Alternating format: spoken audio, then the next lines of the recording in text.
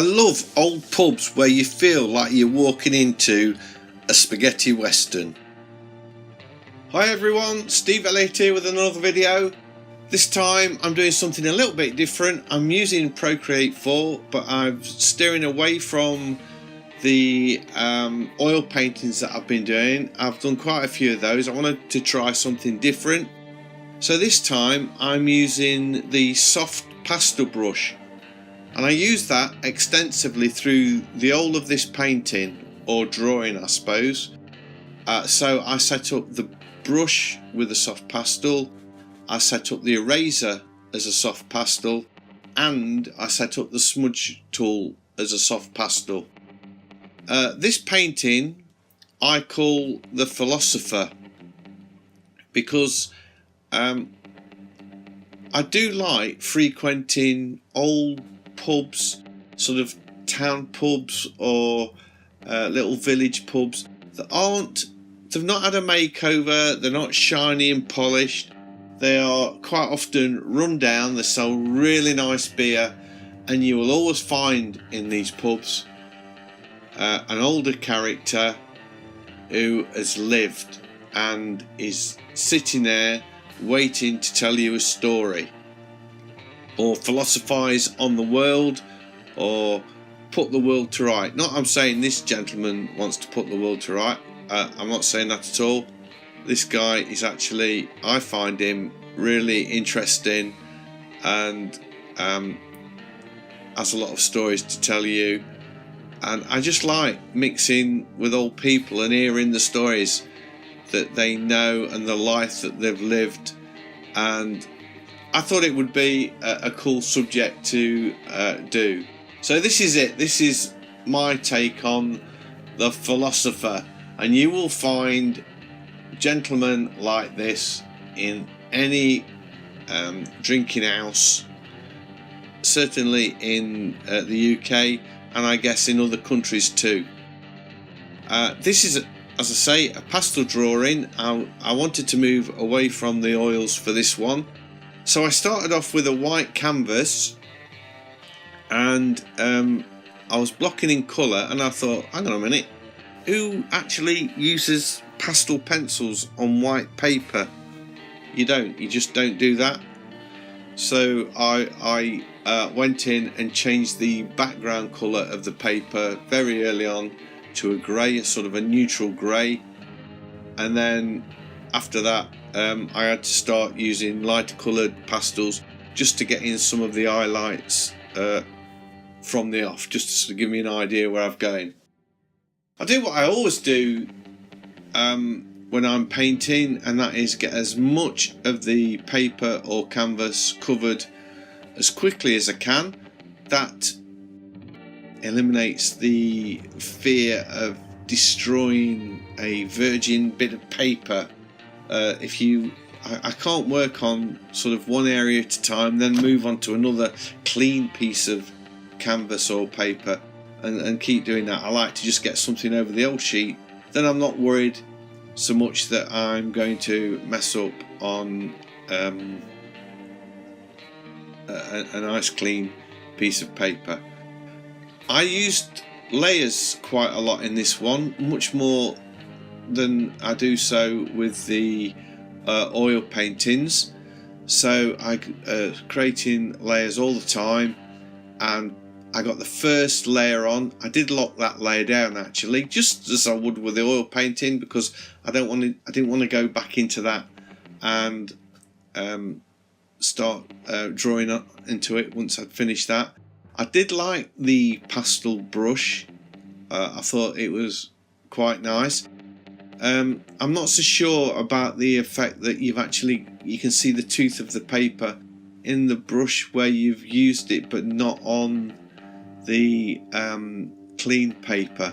So I thought I might have a go at taking a photograph of some pastel paper and importing that as a background, and then change the texture of the pastel brush to more of a grain, and see if I could do something a little bit more realistic than the brushes that they offered. But I did like it. This is still a big big painting. This is 12" by 24 at 300 dpi, so it's still a fairly FD sized file, and the brushes perform well. I have to say I'm really impressed with the iPad, that and particularly Procreate. You don't seem to get any lag whatsoever, even when you're recording. It's really does feel very natural, even at these large sizes. And I found the brush very capable because sometimes in an app, I found in Art Rage on the app, not on the software for a PC, but on the app, that you just can't get the brushes big enough on a large canvas. And I do like to make large canvases because I like to print poster size prints on occasions. So even if I'm not, I won't print this as a poster, but I like to have the option to do so if I want. Because quite often, if I'm doing a commission for portraits, I will sell it as a package. Because it's digital, I will sell a package where I sell a 16 by 12 and a poster and the video of the digital painting as a package. So that's one reason why I work so big. So I'm just sort of working on the end now. I made no alterations to the pastel brush. I probably changed the maximum size, I'm thinking maybe, but apart from that, all I changed when I was using it was the actual size of the brush, so I could make it quite small, so as if almost as if you're using the edge of the pastel to make sharp lines, and obviously bigger to look as though you're using the side of the pastel. And also I changed the opacity on occasions to make it look as though I was drawing very softly on the paper. Here I'm putting in I'd put in a dark background, and after a while I decided I didn't like that at all. I struggled with the hands actually. I'm working on the hands now, and I struggled with those much more so than I did actually the face. I got the face in pretty quick, and I was quite pleased with how that went, getting a bit of more detail in the face now. I love painting old people. I like the wrinkles and the textures and the colours of the skin. Far more interesting to paint, I think, than a young person. Again, I steered away from natural skin tones and colours. I'm using warm reds and purples, and putting in pale cold highlights on the skin as well. Sort of give a, it's neither a cool, I wouldn't say it's a warm painting this, because there are a lot of cool spots in it.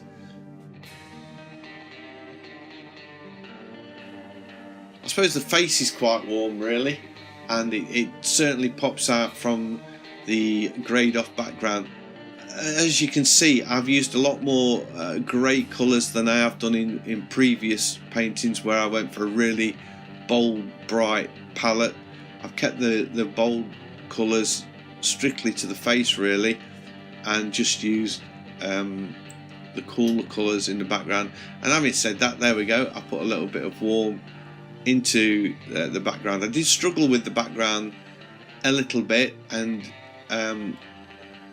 all the while I was thinking, what am I going to do with it? What am I going to do with it?